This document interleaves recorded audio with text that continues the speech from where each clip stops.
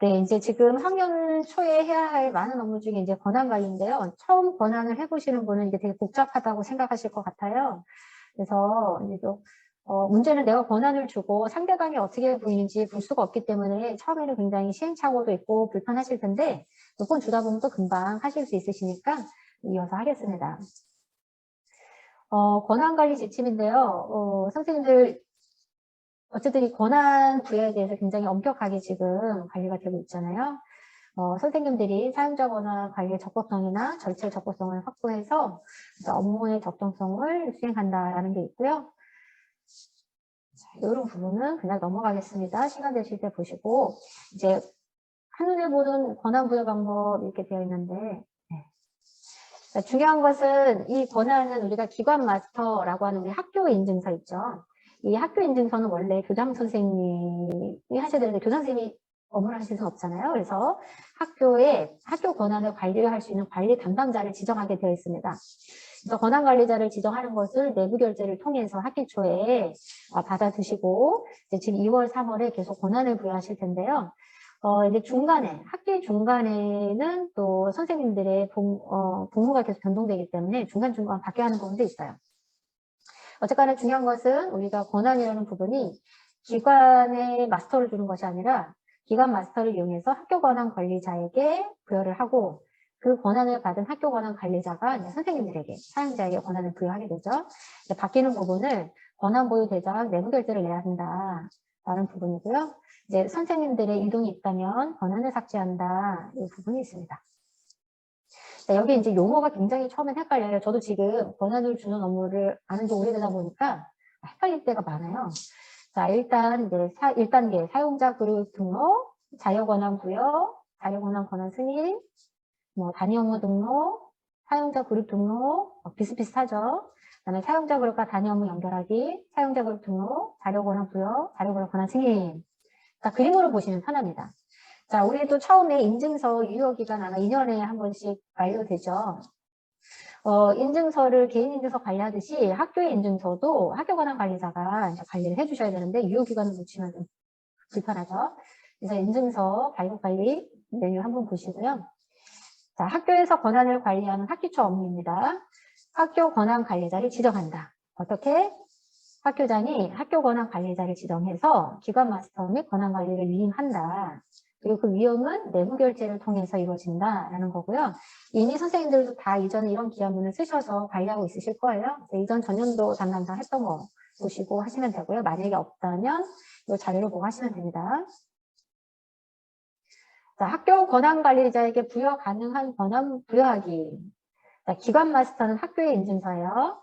학교의 인증서로 로그인해서 만약에 내가 권한 관리자다. 나에게 학교 권한 관리자인 나에게 모든 권한을 주는데 통으로 주는 게 아니라 다른 사람에게 줄 수 있도록 부여 가능 체크한다. 즉 학교 권한 관리자가 부여받은 전체 권한 중에 업무와 무관한 권한은 사용 가능하면 안 된다. 그래서 여기 이제 화면 캡처에 보면 요거죠. 이제 시스템 관리라는 메뉴에서 사용자 권한 관리에 개인별 권한 등록을 주는데 이건 지금 학교 인증서로 로그인한 거예요. 학교 인증서로 로그인해서 나에게 찾아가지고 사용자 그룹 등록부터 하는데 사용 가능 권한 중에 내가 쓰면 안 되는 거, 내가 다른 사람에게 권한을 줄지언정 나에게는 사용 권한이 없어야 되는 것들을 이렇게 체크를 풀어서 해제해야 된다 이거고요.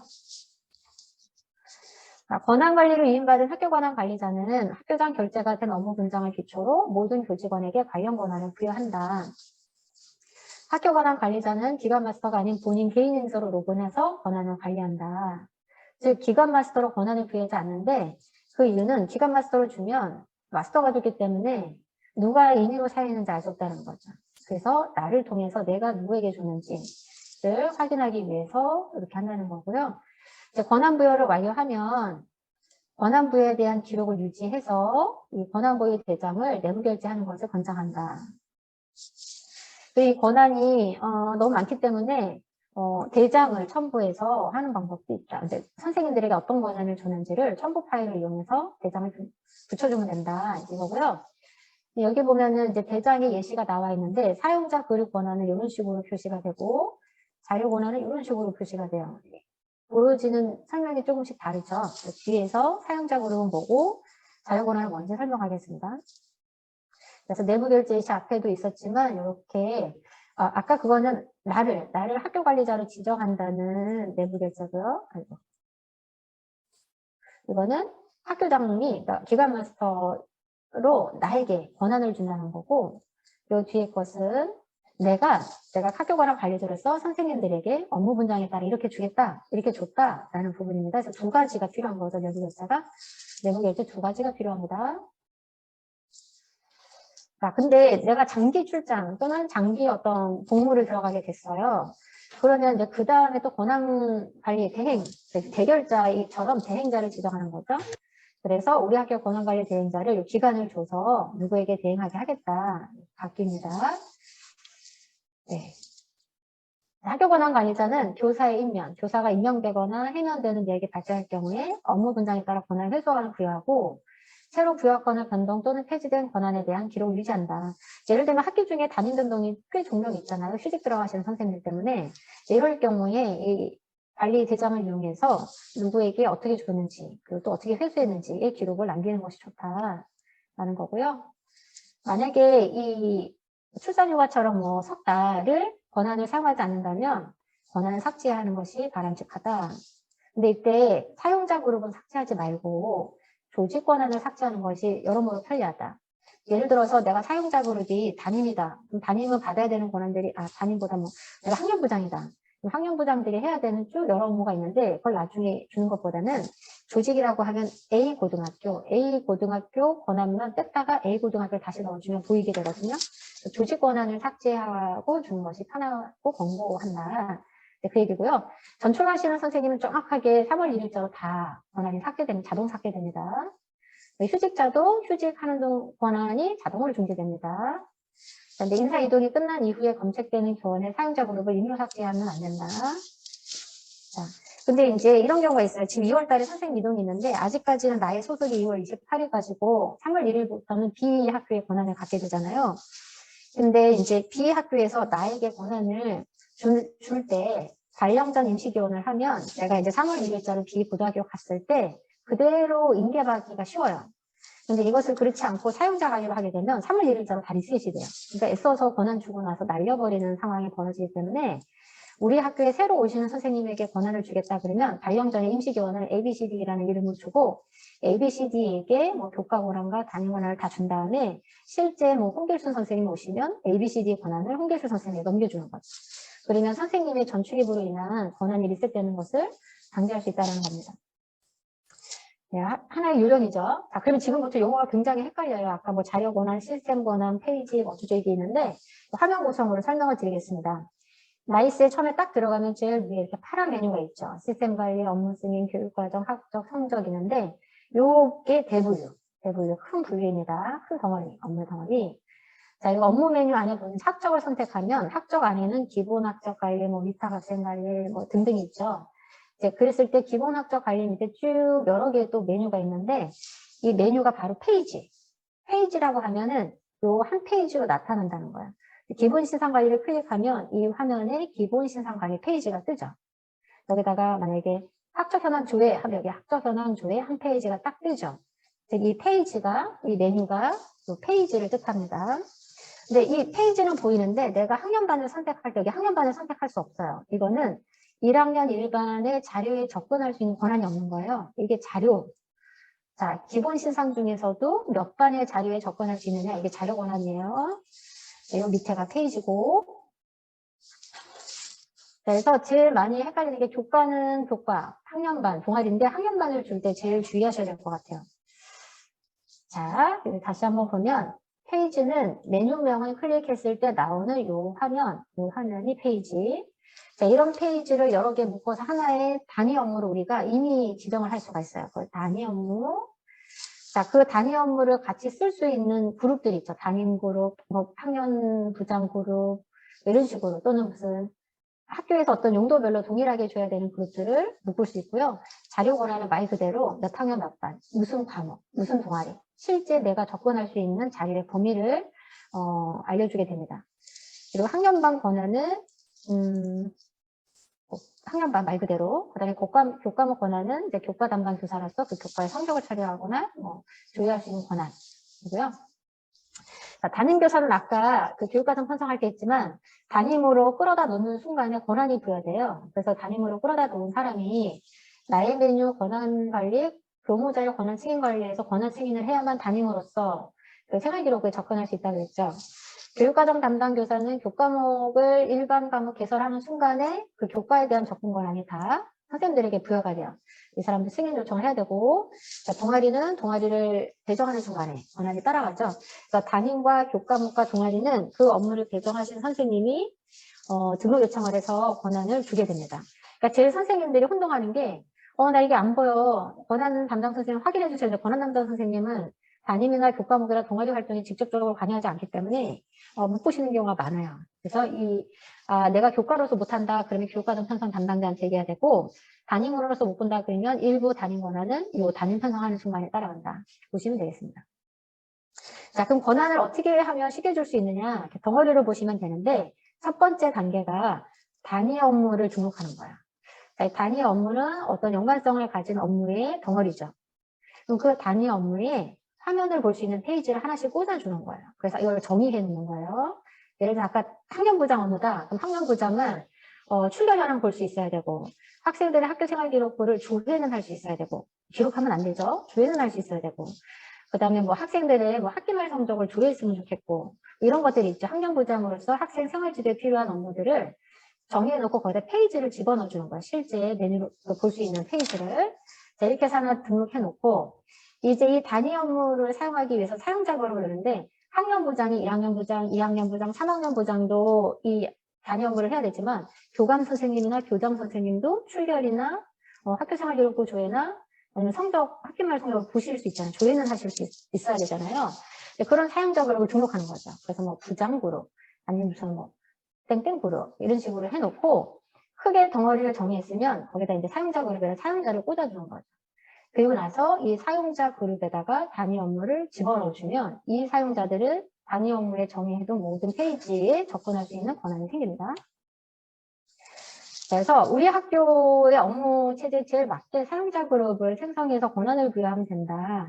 좀 전에 그림으로 보여드렸던 거고요. 그걸 실제 나이스 화면으로 이제 캡처해 놓은 겁니다.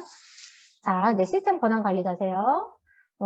맨 처음에 시스템 권한 관리에서 단위 업무 관리에서 단위 업무를 등록하는 거예요. 자, 등록해서 우리 학교 이름을 밑줄 언더바치는 이유는 원래 나이스에 있는 자료 권한과 우리 학교에서 부여한 권한을 구분해 주기 위해서 그래요. 예를 들어서 원래 나이스에는 10개의 페이지가 있는데 10개의 페이지 중에 우리 학교는 7개 페이지 또는 뭐 5개 페이지만 이 부장들에게 주겠다. 우리 학교 이름을 붙여주고 거기다 페이지를 집어넣는 작업을 하는 거죠. 자, 그래서 그 단위 업무에 들어갈 페이지, 자, 우리 학교 A 학교의 학년부장 교사는 학급 명령표 출력할 수 있었으면 좋겠고, 사진 명령표 볼 수 있었으면 좋겠고, 아까처럼 출력 현황 볼 수 있었으면 좋겠고, 이런 페이지를 쭉 목록을 묶어주는 겁니다. 그리고 저장해놓고, 자, 이제는 사용자 그룹을 등록해야 되죠. 학년 부장교사를 누구까지 줄 거냐? 우리 학교의 학년 부장교사는 1학년 부장, 2학년 부장, 3학년 부장. 해서 몇 명 주겠죠. 그래서 학교 이름을 하나 정해놔요. 그리고 나서 이 두 개를 연결해 주는 거죠. 학교는 우리 학년 부장 교사에 사용자를 추가하는 작업입니다. 우리 학교의 학년 부장과 유사한 일을 하는 사람이 지금 6명이래요. 6명을 쭉 집어넣어주고, 이 사람들에게 단위 업무 자료 권한을 주는 거죠. 자, 학년 부장들은 우리 학교에 어떤 리스트를 볼 수 있게 해주고, 이렇게 되면 이제 끝나요. 그래서 이게 이제 자료 권한까지 연결해 주는 작업인 거죠. 이제 이런 일을 제일 많이 하는 게 주로 이런 학년부장과 진로 들어가는 게 제일 많이 들어요. 왜냐면 진로 활동 누가 기록이나 이런 것이 다 담임에게 기록으로 따라가 있잖아요.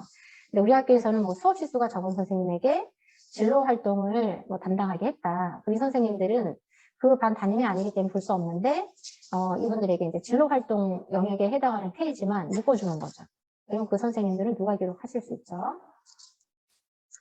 자, 이때 서브 시스템별 자료 권한 줄 때가 제일 주의해야 되는데, 여기 보면 사용자 그룹 등록이 있고, 서브 시스템별 자료 권한, 단위 업무별 자료 권한이 있는데, 단위 업무별로 자료 권한을 주셔야 돼요. 그럼 서브 시스템별 자료 권한은 뭐냐면, 좀 더 막강하다고 해야 되나? 서브 시스템별 자료 권한에서 자료 권한을 해버리면 그 전체에 적용이 돼요. 예를 들면 제가 1학년 일반 담임이에요. 1학년 일반 담임은 1학년 일반의 출결과 학적과 생활기록부와 뭐 기타 그 1학년 일반 담임으로서 해야 되는 업무들이 있죠. 근데 내가 1학년 일반 담임이면서 1학년 생활기록부 개예요. 근데 이때 반을 다른 반 조회 권한만 줘야 되는데 이거를 서브 시스템에서 1, 2, 3, 4, 5, 6, 7, 8반을 다 주면 제가 1, 2, 3, 4, 5, 6, 7, 8반의 생활기록부를 기록도 할 수 있고 삭제도 할 수 있어요. 그래서 서브 시스템별 자료 권한을 줄 때는 정말 부득이한 경우 외에는 주는 경우가 드물어요. 그래서 모든 세세하게 받는 것은 단위 업무별 자료 권한을 준다. 근데 다만 이게 서로 상충되는 경우가 있어요. 서로 상충될 때는 막상 1학년 2, 3, 4, 5, 6, 7, 8반을 주는 순간에 1학년 일반 거를 못 보는 수가 생겨요. 이제 서브 시스템과 자료 권한이 충돌할 때 그렇거든요. 그래서 이제 필요한 권한을 줄 때 단위 업무 단위에서 주는 것과 서브 시스템별 자료 권한을 잘 구분하셔야 한다. 그 부분이고요. 네. 아까 학년부장에게 그 단위 업무 자료를 하는 게 이런 부분인 거죠. 주로 조회와 관련된 거, 통계를 보는 것들을 이제 학년부장에게 묶어서 줄 수 있다는 겁니다. 네. 이제 아까 충돌하는 부분, 서브 시스템과 자료 권한에서 충돌하는 부분인데요. 이제 이런 부분이 성적 업무 담당자죠. 제가 성적 처리 담당자인데 제가 담당하는 과목이 예를 들어서 국어예요. 국어인데 1학년 성적 OMR 카드 리딩을 하려면 나머지 과목들도 읽어야 되잖아요. 그때는 자료 권한을 줘야 되는 거죠. 즉 성적계 사용자 그룹에다가 성적 업무 담당 교사를 주고 이 사람에게는 자료 권한을 주는 거예요. 그러면 그 해당 교과에 대해서 성적 처리할 수 있는 권한이 생기는데 이제 뭐 OMR 카드 리딩이라든지 뭐 전표 조회라든지 이제 그 정도 수준인 거죠. 교과 선생님과 동일한 권한을 다 줘버리게 되면 성적을 바꿀 수 있잖아요. 그러면 안 되니까. 비담임이면서 성적을 업무할 때는 이렇게 자료 권한만 주면 되는데 제가 담임이에요. 담임이면서 성적 업무를 해요. 그러면 사용자 그룹에다 성적 업무 담당 교사로 넣어주는 건 맞는데 자료 권한을 부여하는 순간에 우리 반하고 충돌이 날 수가 있어요. 그럴 때는 단위 업무별 자료 권한에서 교과목 권한을 등록을 해줘야 된다. 비담임이면 서브 시스템에서 나머지 반을 줘도 그 영역만큼밖에 접근을 못하는데 담임이면 훨씬 더 많은 권한을 갖기 때문에 서브 시스템에 주면 다른 반 단위가 동일한 업무를 다 갖게 된다는 거죠. 그래서 단위 업무별로만 접근할 수 있도록 하위로 내려줘야 된다. 그 얘기고요.